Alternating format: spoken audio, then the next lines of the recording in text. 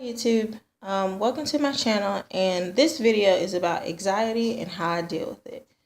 Um, First and foremost, you can, a lot of people don't know, you can either, I guess, give yourself anxiety or other things can give you anything can set off your anxiety. It could be your thought process, it could be things that happen in your life, anything. A lot of people think that people do it just to get attention, or this person is weak in the world, or just certain things where people just think, oh, this person's a little off. Like, you don't really need to be that way. Why don't you just be more confident, or things like that. And being sure of yourself and knowing yourself, and I think it goes hand in hand with anxiety, because I think some people think, oh, that person is just a lost cause, or, just certain things like that. So, first and foremost, I wish I didn't have anxiety. I have anxiety and I wish I didn't have it.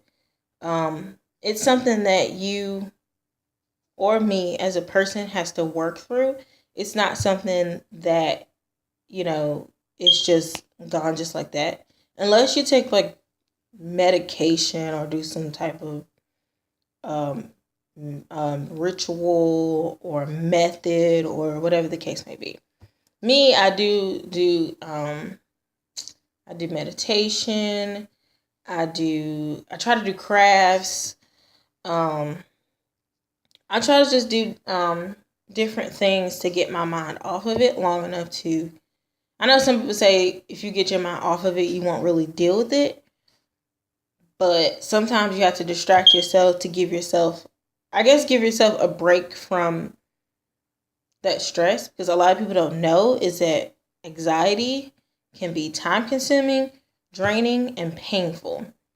I say time consuming because the time that you spend thinking, pondering, or whatever the case may be, the time that you spend focusing on whatever is giving you anxiety, I wouldn't say you're wasting time, because a lot of people with anxiety feel that when they have to deal with it in that moment in time, it doesn't feel like a waste of time. It feels like not necessarily a life or death situation.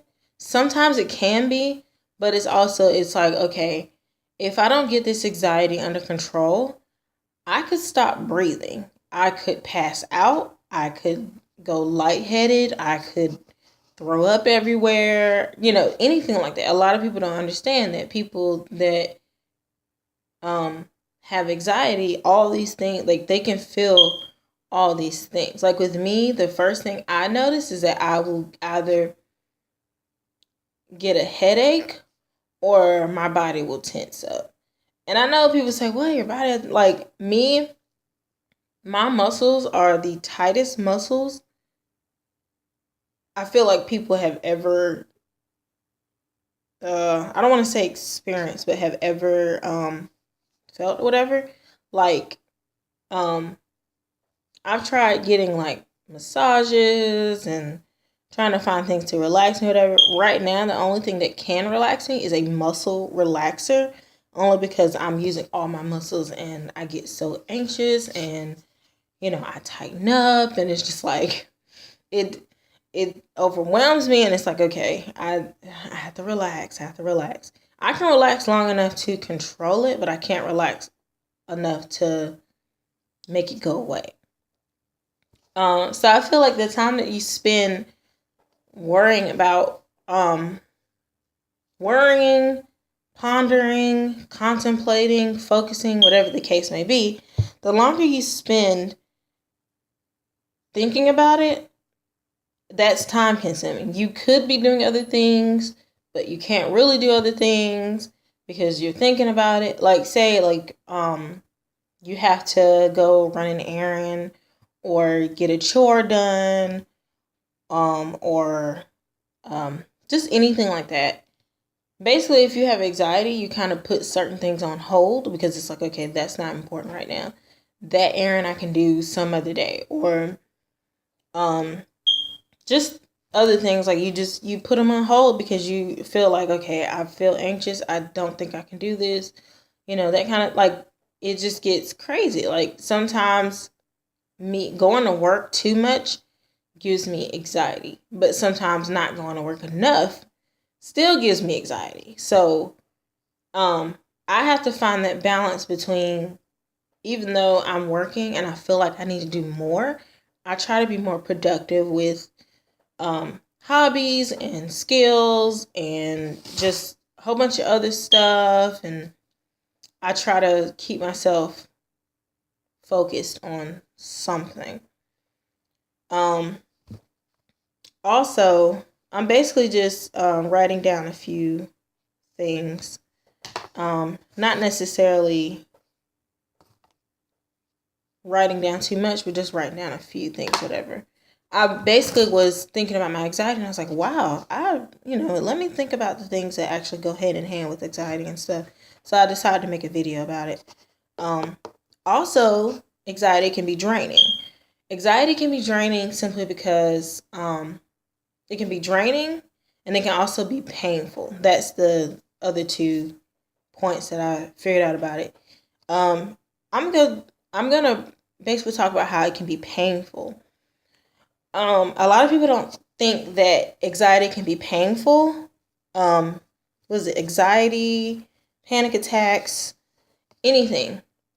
It can be painful as far as like, just like I was saying earlier, you can pretty much, I've had a headache simply to the point where I've had a migraine.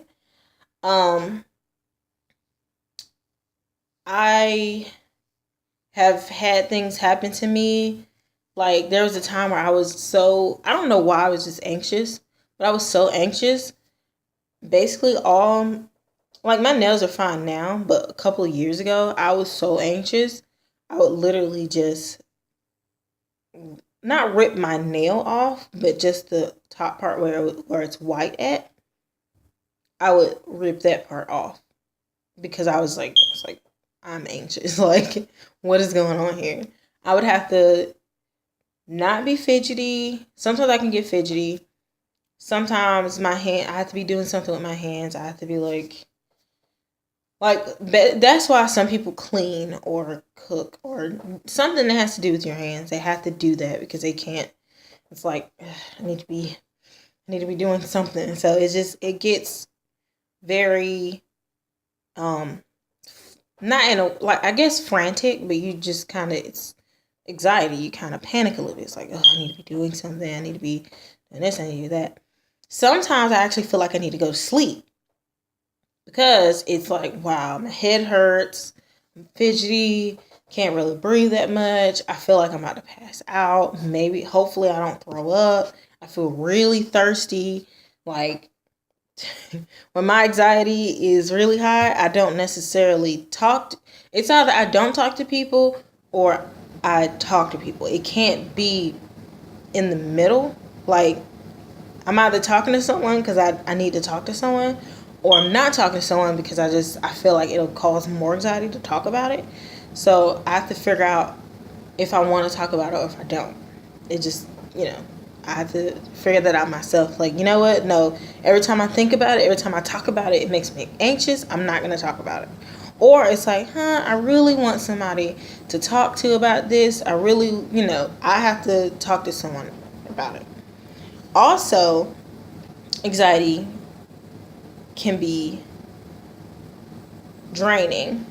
It can be draining because at the end of the day, I think I had it kind of in a lineup between it can be time consuming. I was going to talk about how it's going to be draining. It's painful, but I feel like I want to do it in steps. Like, first it's time consuming, and talked about how it takes up time. Your mind is not here. Your mind is in your mind, suffering because of your mind, if that makes sense. It's painful because while that time you're stuck in your mind and you're thinking about it so much, your body is pretty much violently going through things like you just feel really tired, really drained, like basically that's the more painful part, but the draining part is more of at the end of the, well, not necessarily at the end of the day, because sometimes you can have anxiety at any time. It can be in the middle of the day, it can be in the middle of the night, it can be like right when you wake up, it can be before you go to sleep, whatever. It's draining simply because all that time you spend thinking about it, which is time consuming, and then going through the violent behaviors, which is kind of painful. After all that, after you actually get a grip on, I guess, life, reality, time, or you get a grip of the situation, whatever the case may be, it's draining, because after that you feel like, wow, I don't want to be around anybody. I don't want to talk to anybody. I don't want to call anybody. Sometimes when people call me and I'm anxious, I don't pick up the phone. It depends. Like, if it's an important phone call, like a doctor's appointment, or your boss, or one of your family members that only call if there's something important or urgent, that kind of thing. But if I feel like, I really don't feel like dealing with this, I'm not going to, like, just this morning, I had someone, I didn't realize that I was anxious yesterday until I got home. And I was like, you know what? I'm going to play a game. I love The Sims. Right now, I'm an oldie. I'm actually playing Sims 3 Pets, because I love The Sims when I first started playing it. But then I realized that they have one where you can have a pet and you can do all the same things as, the ones before. I got excited. I was like, yes, I can have pets and stuff. I played Sims. I had like 2 bowls of cereal. Someone, I'm not going to name any names, but they kept calling me, and I'm pretty sure they wanted to talk to me, but I felt like I can't answer the phone right now because I'm trying to de-stress myself and get the anxiety out. So I literally stayed up for hours just playing the game. And usually I'm like, I really don't play this game for that long. I give myself a time limit to play for a good 2 hours or hour and a half. I think I played for about 5 or 6 hours. I think it was like 8 o'clock. From 8 o'clock to like 1 or 2 in the morning. That's, I was like, I want to just play this game. I don't see a point why not, but I just want to play this game. So I did not pick up the phone. So with me, that basically how I'm dealing with my anxiety basically is playing a video game, reading, depending upon what it is. It has to be something that doesn't have to do with reality. It has to be like fantasy or something. Or I look at YouTube videos, or I make a YouTube video, which I just getting the hang of. Meditation, prayer. Sometimes I do feel like, this deserves prayer, like I have to pray about this. I eat, I drink water, or I have a snack or something. It just, I have to do certain things to get my mind off of it and just keep me, grounded. I hear that a lot when people say you need to learn how to ground yourself, how to keep yourself centered and grounded. Because centered and grounded means you feel like you're floating away when you're in the anxiety mode. So keeping yourself feeling like you're stable and, stable. I wouldn't say on the ground, because even if you're not, if you feel like you're floating, you still want to feel stable. So, and centered, like, I'm good, I'm fine, I'm focused, I'm not really worried about that anymore. So, yeah. If you have any questions, or if you have any questions for me, or if you want me to answer something, or if you want me to look into things, any ideas, comment below. Just let me know how you feel and what you guys think about it. This necessarily wasn't a hard video for me to make, but you know, I go back and think like, wow, I really had some like anxiety, like, you know, like, whoa. Like when you look back and look at the situations, like people looking in wouldn't understand the anxiety level, but it happens. So comment, rate, subscribe, like, let me know. Thanks for watching. Bye.